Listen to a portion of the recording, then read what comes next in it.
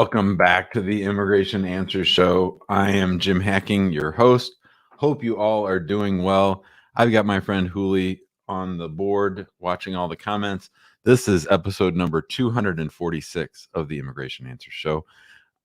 As I mentioned, I am your host, Jim Hacking. I'm happy to be here with you. I'm here for the full hour, and we're going to give you the link if you want to get in the waiting room to ask your questions. I'm going to talk a little bit before I start taking calls about, hi Vadim. Everybody go ahead and let us know where you're watching from. We see a lot of our usual friends are on the call. We appreciate each and every one of you. I see Wee's here, Sheldon's here, Yusuf's here, MD, Vadim, Mrs. Cameron, Alex. Hello, everybody. Thanks for watching. Alberto's here. Lexi's here. Lexi's in Elk Grove, California. All right. So we had a little bit of a talk today in the marketing team meeting on a topic that I brought up, and I'm going to share it with you all because I'd really like to get your honest feedback. And I know that people sort of get excited when I lose my temper on this show, and I try not to lose my temper. I try to keep things even keel, try not to get too upset. But I've been noticing lately that people are making a lot of dumb mistakes. People are doing a lot of things that are stupid without talking to a qualified immigration lawyer. They're doing things like hiring notarios. They're doing things like hiring form fillers. They're doing things like having their uncle fill out their forms for them. And we're seeing lots of mistakes. Now, listen, I understand that a lot of the people that watch this show can't afford to hire an attorney. I get that, right? I get that we are expensive and it's not cheap to do business with hacking immigration law. But the reason that we charge so much is so that we can do the best job possible for you. So I'm never going to apologize for our legal fees. We've got a big team. We're almost to 50 people, and we have to keep the lights on and keep things going. We try to save money for people. We try to offer payment plans, and we try to make it doable for you. But I have to say that after 243 episodes of this show, I'm starting to get a little frustrated with people who do dumb things. Things like going to a Stokes interview without a lawyer. Things like filing a case without a lawyer. Things like thinking that everything is going to work out and then only hiring an attorney to clean up the mess. And what I want to know from you guys is, should I be harder on people? I try to be optimistic. I try to be hopeful for everybody. But there's some really bad decision making that's going on these days. And I'm wondering if my role as someone who has been an immigration lawyer for these many years and who's had tons of consults and tons of meetings, I'm wondering if I should be harder on people when they talk to me about a mistake. And it could be in the Facebook group. It could be in a comment on the YouTube channel. I don't want to go around Mr. Angry all the time. But at the same time, I'm sort of tired of biting my tongue and not telling people when I think they've made a big mistake, when I think that they're doing dumb things. So I would love feedback on that from all of you. I would love your feedback in the comments. I'd love to hear what you think. I think what I want to do is sort of get the information from the person, hear what they have to say, and then respectfully answer their question. And then maybe even after they're gone, talk about why what they did was not a good idea. I mean, I thought about doing a new video series called Horror Story of the Week or Immigration Case Gone Bad once a week. Like I could do one every day. Now, our head of marketing, who's just a wonderful person, Maria Jose Acevedo Majo, she doesn't want me to become the grumpy old guy on YouTube who just complains and bitches about stupid things the clients do. So I don't want to be that person either. But at the same time, I need to find some balance, and I need to start, I think, sort of giving some tough love to people who are making poor choices. So with that being said, I'd love it in the comments if you could. I saw somebody Hooli, there's somebody who was from St. Louis who said they tried to get through to our team and they weren't able to. Can you find that comment and maybe reach out to that person? All right, let's say hi to Sweetie. What's up, Yeah. Sweetie? Hey, Jim, how are you? Good. That's a Thank you. nice name. Yeah, Thank for you. sure. Thank you so much for taking my call and for doing all the work that you do for our community. Sure. I have hopefully a quick question. Um, I applied for the N400 back in the end of June under the 5-year rule, and I have my appointment, my interview on September 20th. So So very like soon. in 3 months time? Yeah, That's great. What field office? Chicago. Great. Okay, that's Um, good. This is good. How'd you get your green card? Marriage? so through marriage, yeah. Okay. All right. I, a quick question. I have the notice of action telling me the appointment, and it says what I must bring with me to Okay. the appointment is your passport and or any other documents you used in connection with any entries into the United States. So Okay. I have my current Philippines passport, Uh-huh. but the passport that I originally came with that had my I-94 stapled into it, this is going to sound terrible, but for the life of me, I don't remember if I gave it to the Philippine consulate and they kept it or if they gave it back to me. I actually don't know. I don't remember. Did you come through an immigrant visa or did you adjust your status in the United States? So I came through a B1, B2 overstay. That was 1990. I Oh wow. received DACA 2012. And then you I married a got US citizen? yes. Hmm. So they probably took the I-94 when you got your green card Okay. at the interview. Okay, that makes sense because I Yeah. can't find it. Yeah, that's okay. Okay.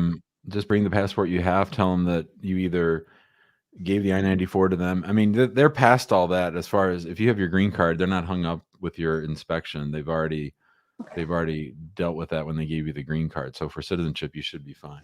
Cool. All right. Well, that was it. All right. Well, good luck. Thank you so much. Bye. Bye, sweetie. Let's say hi to Giovanni. Hi, Giovanni. How's it going, Jim? Great. How are you doing? I'm doing all right. I'm trying to get a little bit of everything from what you've been talking with other people. So, I have what I believe is a kind of a complicated situation. Okay. In 2019, I left the U.S. to come to Mexico to have an interview. Unfortunately, COVID happened. My interview didn't happen until 2 years later. I married a U.S. citizen. We're still married. I went.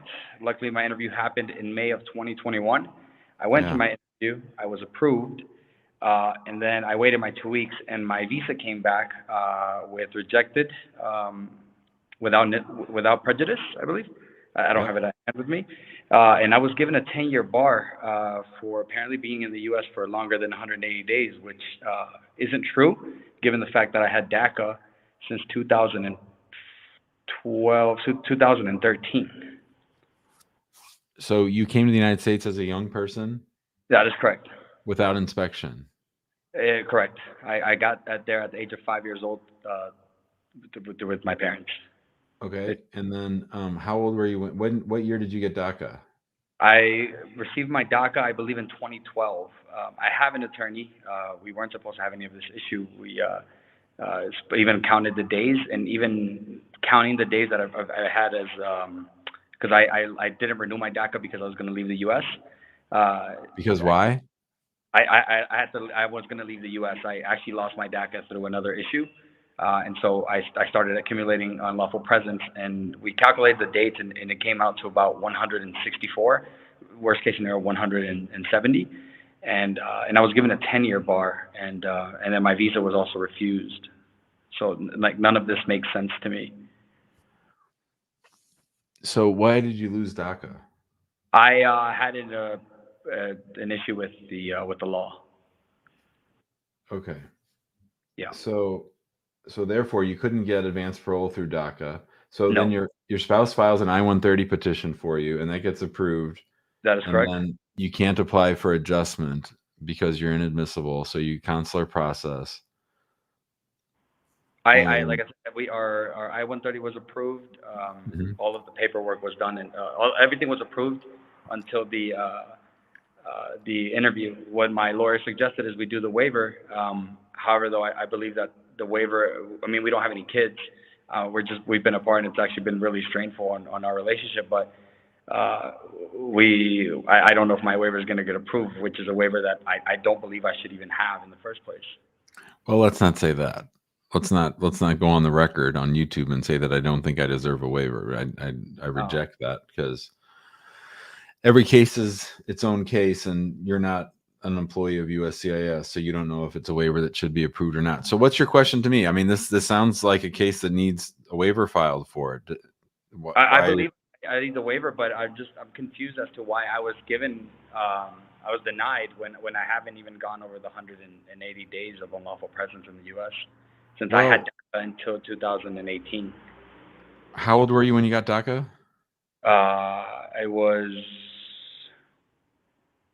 14, 15. I can't remember exactly. And when did DACA end for you? My DACA ended on 2018, November. And when did you leave the United States? I left to I arrived, I'm in Mexico currently, and I arrived here on March. Yeah, February 29th. Yeah. It's hard for me to identify everything because I'd want to look at all the documents, but I don't know that it really matters, because they have the keys to the kingdom and you can't really get them. If they think you have a 10-year bar, you pretty much have a 10-year bar. You can try to litigate that. Has anybody done a FOIA of your entire immigration file? Yeah, nothing came up. Nothing at all, or nothing? My lawyer told me that it was fine. There's not any mistake on it. Nothing. My DACA was.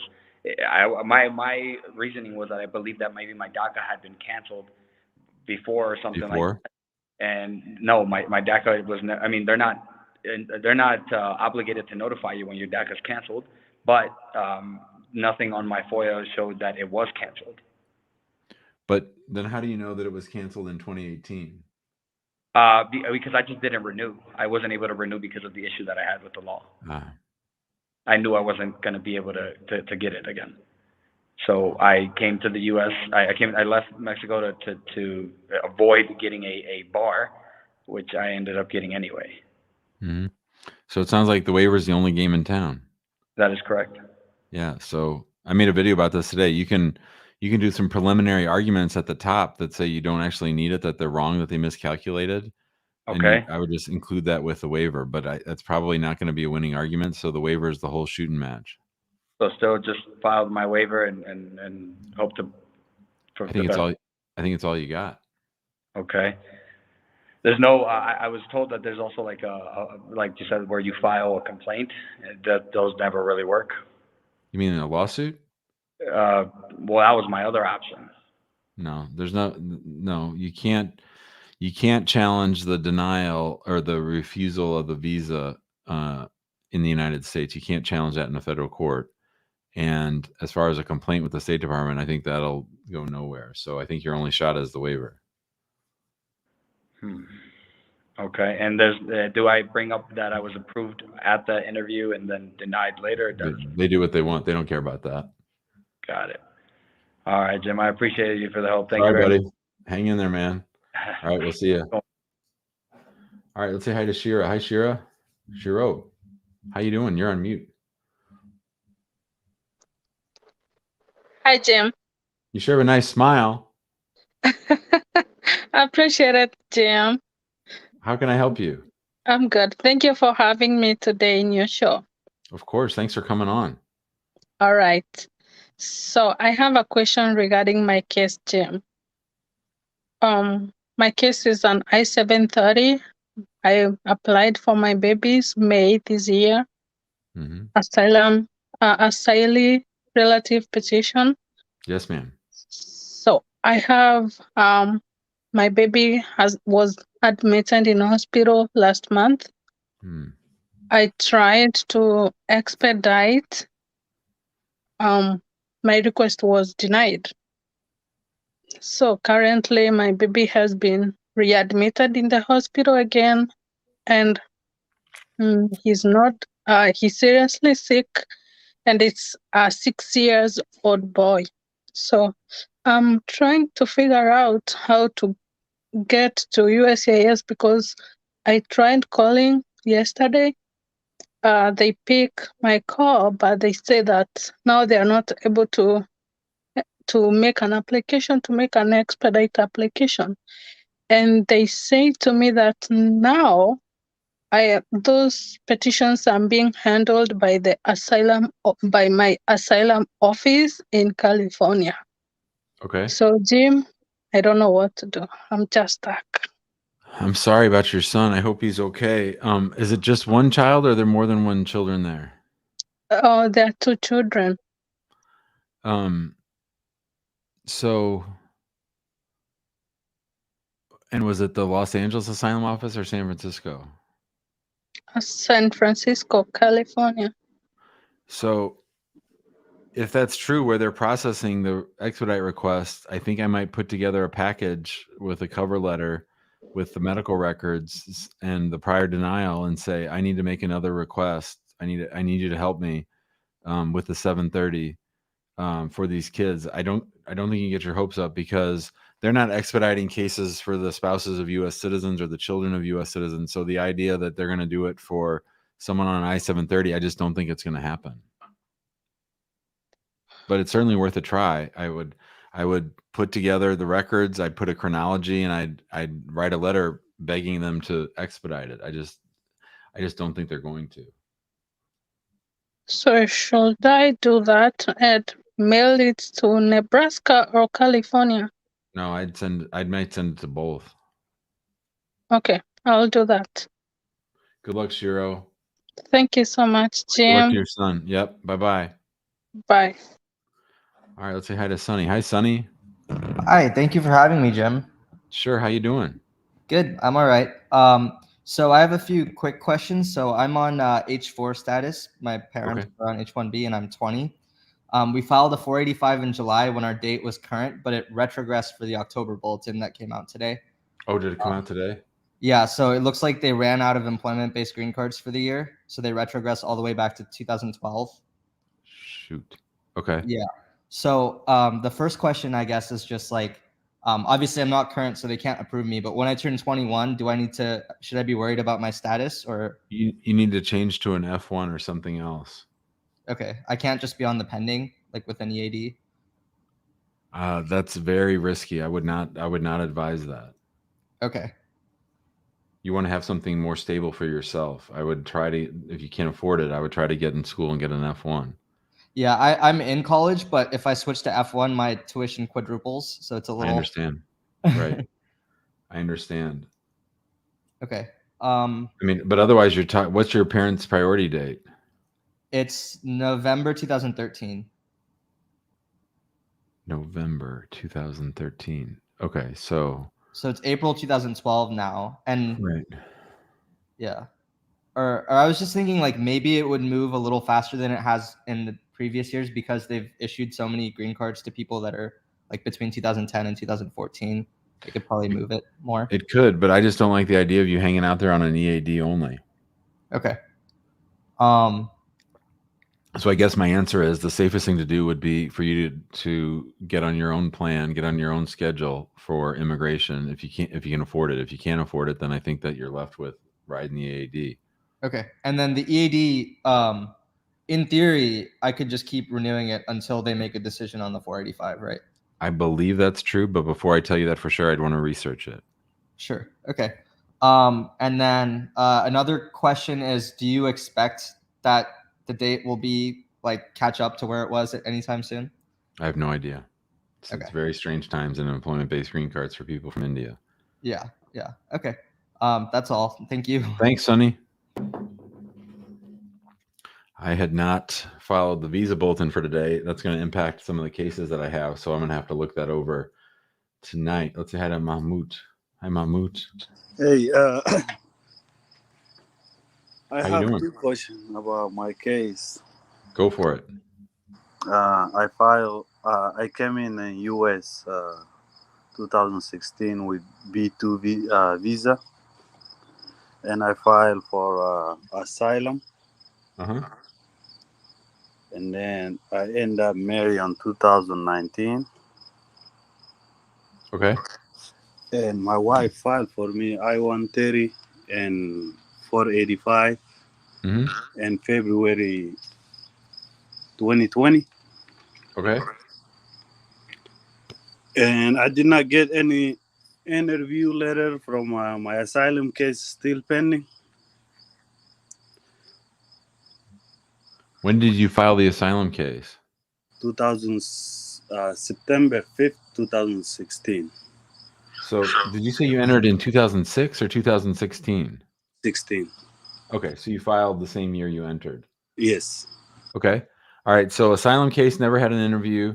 What about the spouse case? Interview or anything? Yes. We had an interview after 9 months in 2020, November 2020, What field office? Indianapolis. And no decision? No decision. And first of all, in the interview, they called me first. So they And then separated you? separate us, yeah. Yep. And they called my wife. My wife only took 15 minutes. It So took you me like an hour. They asked me much question about my asylum case, and they did? yeah, Did like you have a lawyer? yeah, I do. Did the lawyer attend the interview? No, she said she was busy, and she said, I trust you. You just go ahead and Idiot. That's a lawyer who's an idiot. yeah. The when you checked with your wife after the interview, did they ask you questions like what color's the carpet or Yeah, they asked 9 questions. What and is how'd our you do? vacuum color is? I say blue. My wife said blue because we bought it from Walmart. So Like, did all 9 questions match? yeah, they asked if I have a kid. She said no. I said no. I don't. I never had kid. Have you ever married? I never married, but she at at the end she said, "Oh, when you coming on your application, you say you married." I said no. I never said I'm married. I went to the interview and somebody helped me, but I never married before.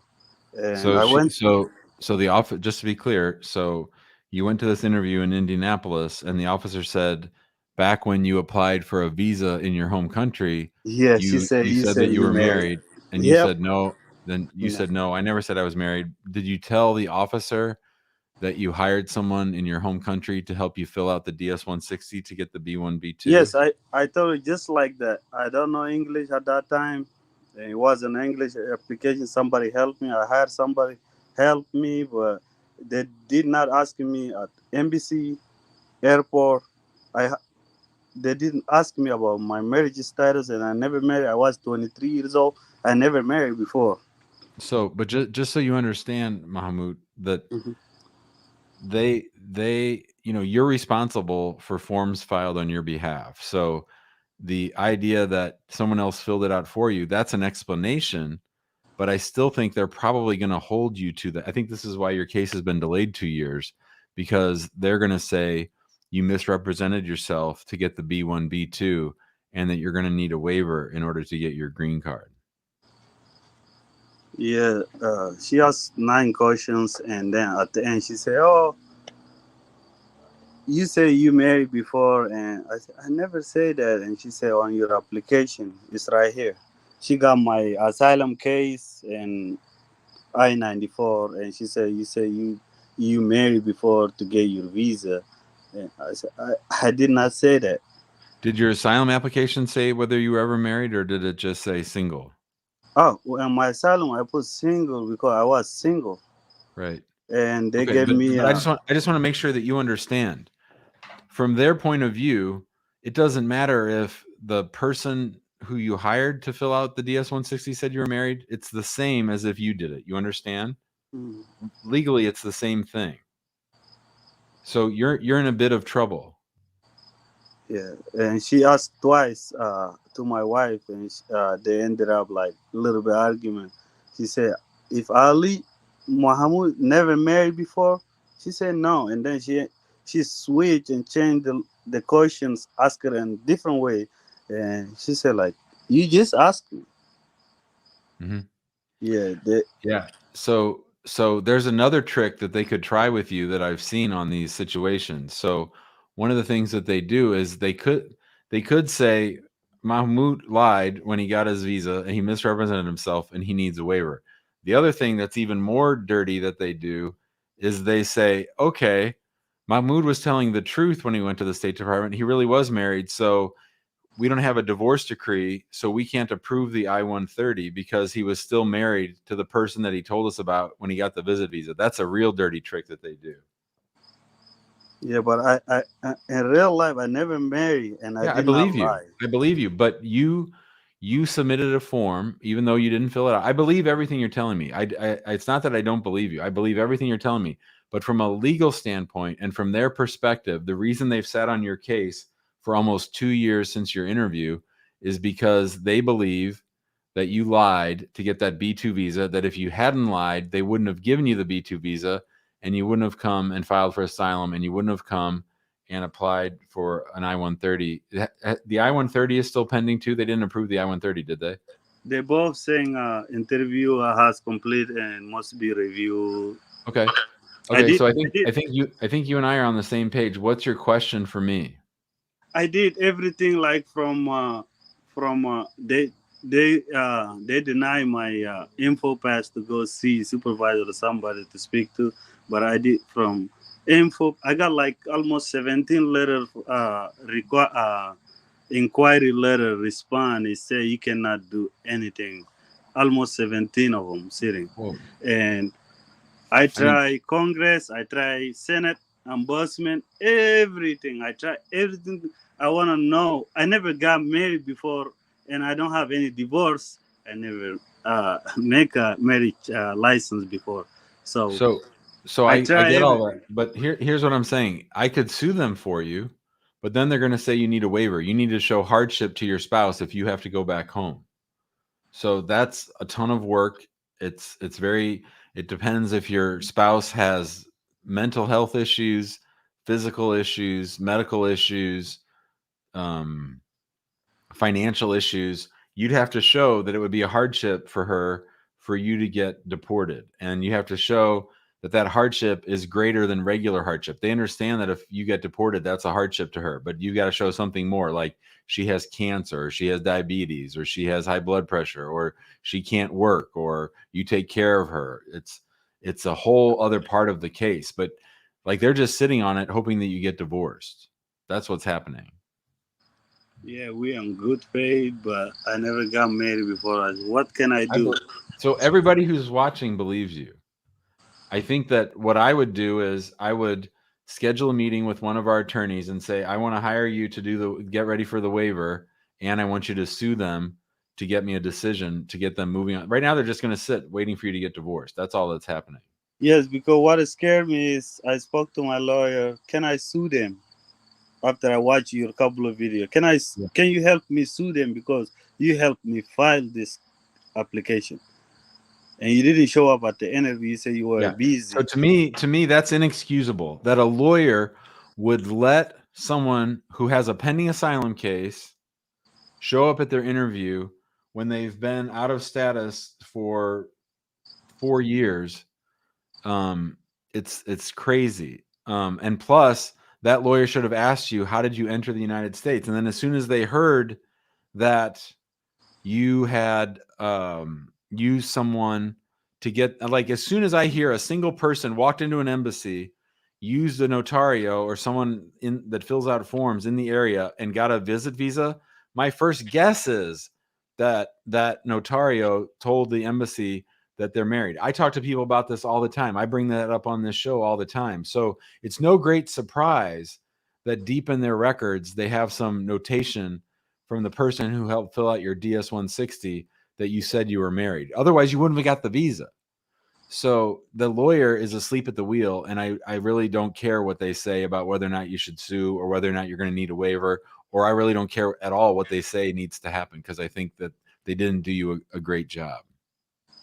Yeah, I will contact your office, Okay. and she scared me like, oh, you apply for green card and you trying to sue U.S. government and stuff Okay. like. So we've She done, as you stopped know, emailing me. we've sued Sorry. them 1,300 times. Yeah, They don't get mad when you sue them. They just get to work on the case. Now they're going to most likely say you made a misrepresentation and you need a waiver, but that at least gets you back in the game. Right now, you're just up on the shelf. it's like from November 2020, nothing. It's 2 years. Yeah. All She right, said, man. okay, just renew your EAD and Yeah. just keep working. That's all she told me, and she stopped emailing me Well, back. that's an option. You could do that if you want. I don't want to do that. I want to see what is I pay fee, and I went for an interview, and they asked us a lot of questions. We respond, and they gave us letters say, in 3-4 weeks you will get a decision, but it's not gonna be more than 120 days, and nothing happened. I spoke to my Congress uh, senator. Yep, I get it. Yeah, send us an email, okay? We'll get working on it. All right, thank you. Bye, buddy. All right, let's say hi to Tony. Hi, Tony. You're on mute. Hi, Jim. How are you? Great. How are you? Good. Jim, I have a pending I-30 and I-485, and I got my advance parole through that. And now I filed for VAWA, and I got the receipt notice. And my question is, can I use that same advance parole to go on a cruise? That's a good question. I don't know the answer to that. I believe the advance parole is probably still valid, but I don't know for sure. That's something I'd have to look up. But I have a bigger question. Who are you going on the cruise with? With the family, my parents. With who? With my parents. Your parents. Okay. That's something I could find out. If you give me a couple days and come back on the show in a few days, I will have someone research that question. But that's something I should know and that we should be able to answer. So just give me a few days, hop back on, and I'll let you know. Okay, and another question is for I-485 to, like, as of now, is still connected with I-30, and I want it to connect to I-360. So what's the procedure for that? It will. It's fine. Did you reference the receipt numbers and attach the receipt numbers to the 360 you filed? No. So in their mind, you filed a standalone 360? Yes. So they don't know that you have a pending 485? No, not absolutely. No. Did you use your same alien number? Yes, same. Did the receipt number for your 360 have your A number on it? Yes. Yeah. I'll just tell you honestly that I think it's very hard for men to get VAWA approved without the help of a lawyer. You might be able to pull it off, but I think you probably need legal help beyond figuring out whether you're advanced parole. I think you need help cleaning up your case, getting them to pay attention to it. And I think that's sort of my advice. Okay, got it. All right. Thanks, Tony. Bye, buddy. All right, let's say hi to Nashwan. Hi, Nashwan. Hi, boss. How you doing, Jim? Great. How you doing? Good. I have a couple questions for you. Okay, great. Quick. I'm a U.S. citizen. I was born in Guam, U.S. territory, kind of like Puerto Rico. Anyways, I got married in February 2021 in Iraq, and I came back a couple of days later, and I started filling out her paperwork. I think form I-130 or something. We send the USCIS. Yeah. I sent all that over, all the information, and it got approved. About 5 months later, it got approved. Nice. That's great. And once I didn't have a lawyer at the time. A month before it got approved, I hired a lawyer. Okay. From Fairfax, Virginia. Her name was Aliyah Bultaki. Okay. This lady, she didn't tell him that she was my lawyer. She 2 months. It took her 2 months just to send over my paperwork to National Visa Center in full completion. I guess what she was saying, that takes me a while to send everything, complete everything. Well, it does take a while. It's not automatic. It does. She forgot the first thing she forgot to send over my father's taxes. He's the sponsor, The main co-sponsor.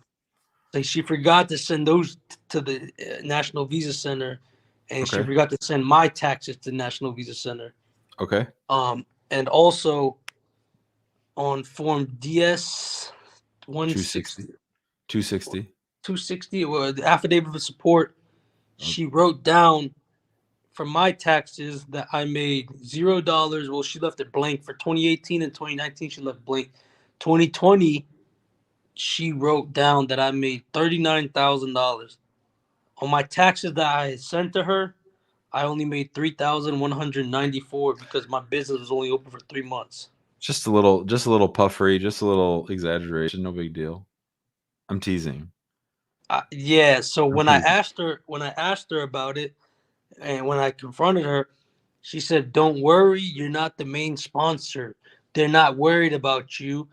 And what else did she say? So this is incorrect. You need to submit a new I-864. That's what I did. That's what I just did.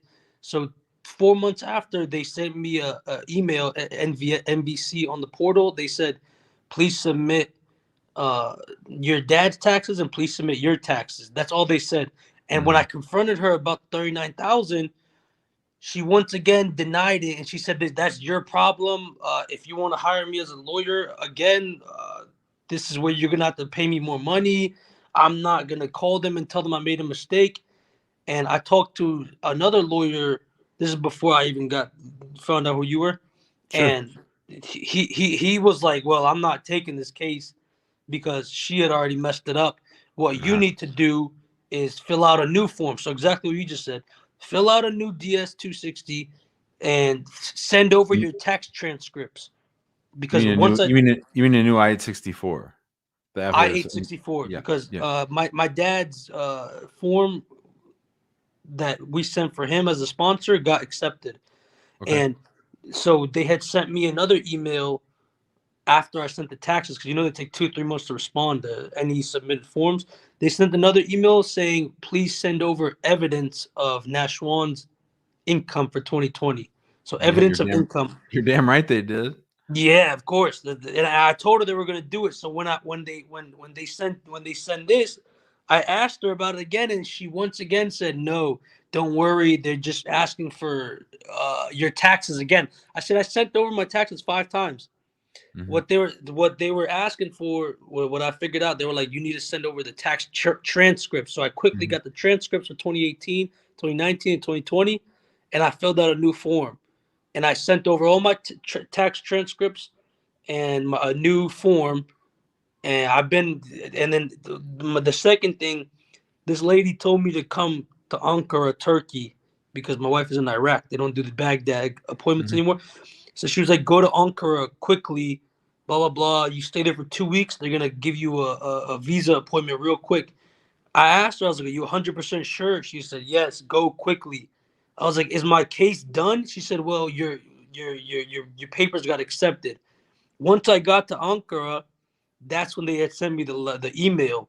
So she still said, "Oh, it's okay, just stay there." I stayed there for a month. And then I talked to the lawyer, and that's when the lawyer told me, "Oh yeah, well it's wrong. Either go home." The new lawyer, the second lawyer. The new lawyer was like, "Yo, she messed up a lot, and I had done my wedding and all that, so I had to stay with my wife. She's pregnant, so I was like, I can't just leave her here and go, because the family thing is a whole bunch of Middle Eastern. Oh, I know. Yeah, they don't play that. Which part of Iraq are you from? I'm Kurdish. So I'm from Northern Northern that's what I was guessing. Yeah, with Guam, that was my guess. So like Zako, are you from Zako? Zako, that's where I'm at right now. It's 2 a.m. right now. I stayed on to talk to you. Well, thank you. Thanks for staying up. Yeah, so my very first overseas case was for a guy from Zako in the Kurdish part of Iraq. So I've actually helped bring like 20 wives to the United States from Zako. Damn. I haven't had a Zako case in a while, but in St. Louis, we have a lot of Iraqi Kurds. In St. Louis. All right. So what's the question? Wow. That's quite a story. I can't believe it. I can't believe she told you to go. She told me to go, and then when I confronted her about it, it was, oh, it's your problem. I'm currently talking to another lawyer that when I told him about it, I had a lawyer for a car accident case. They told me once it's finished, we come back, we're gonna sue this lady. And I was like, look, I don't care about suing. I just want to get this done. So they're like, but nah, we gotta sue her. So let's back up for a minute. So okay. So when did the NVC first receive the case from USCIS? When did USCIS approve it? October 1st of 2021. 2021, yeah. And then have they told you that you're documentally qualified yet or no? They had told me they had sent me a letter saying your case is being moved to Abu Dhabi in January 2022. Okay. But no interview scheduled. Then no interview date. How did Ankara pop up then? Ankara, well, this is what happened. She told me to go to Ankara, stay there for 2 weeks, and my case would be switched to Ankara, and they would give me a quick appointment. But what happened was 3 months after being in Ankara, they had sent me an email. Yeah. And they said, we're moving your case to Ankara. After they told me, a day after they told me we're not moving your case to Ankara, the next day MVC told me on the portal that they had just moved my case to Ankara. Why did you go anywhere? I mean, I'd never send my clients overseas for the visa interview. Why would she even send you overseas? She told me that my wife had needed to go there. Right. And but usually the wife just goes to the interview by themselves. Exactly. But the mom and dad have 5-6 other, my mother-in-law and father have 6 other kids. So they're like, we can't just leave. And then my mom is sick, or my mom would have gone. My mom has mastocytosis, and my dad works for the government. Mm-hmm. So they couldn't just up and leave. They were like, why don't you just come do your wedding and you guys can go? And I was like, well, my lawyer's telling me 2 weeks. I can leave for 2 weeks. So when did you upload the transcripts, the tax transcripts? The tax transcripts, July 24th. And what has happened since July 24th? I found out I needed to renew the police certificate. For her. Yeah. And I'm currently doing, and I have to go to Baghdad next week, which is crazy right now. For what? For her police certificate. Wow. So how can I help, Nashwan? It's quite a story, which I'm really glad you told, because I think that people think they hire a lawyer. I mean, for all intents and purposes, you would have been better off without her. That's what I was trying to explain to my in-laws. Yeah. And they like don't believe me. I've had those cases where the Iraqi guy is in the United States and the family of the spouse back home thinks he's lying. He's got another wife. He's got some other wife. Yep. Yeah. I've had that several times. So it doesn't sound like there's much I can do right now. It sounds like you're on the right track. You got a lawyer, right? So what do you need from me? The lawyer wouldn't take my case. The lawyer told me what to do. So you're telling me everything I'm doing, the tax transcripts, the renewing the police certificate, the new form, new I-64 for you. Yeah, it's already sent and everything. Yeah, I don't think you need me at all. I think you're in good shape. It's just a matter of fact if they believe it or not at this point, but they should believe because her name was on the form. She had filled it out. Which form? The first form that she sent, and I told her it was wrong.